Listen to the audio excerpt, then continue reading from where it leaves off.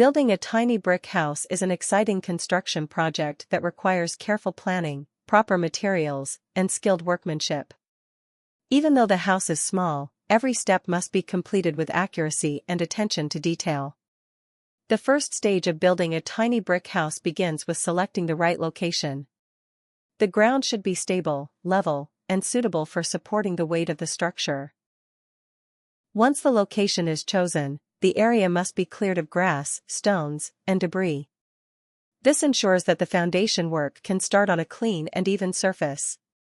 After clearing the site, the builder marks the layout of the house on the ground. This process is known as setting out and helps define the exact dimensions of the house. Builders usually use measuring tapes, wooden stakes, and strings to outline the shape of the house. Accuracy in this stage ensures that the structure will be square and balanced. Once the layout is complete, excavation begins. The soil is dug out to create trenches for the foundation. The depth of the foundation depends on the soil type and the size of the building. Even a tiny brick house requires a solid base. After excavation, the bottom of the trench is compacted to create a firm surface. Compaction helps prevent future settling. A layer of gravel or crushed stone is often placed at the bottom of the trench. This improves drainage and strengthens the base. Next, the builder prepares concrete for the foundation.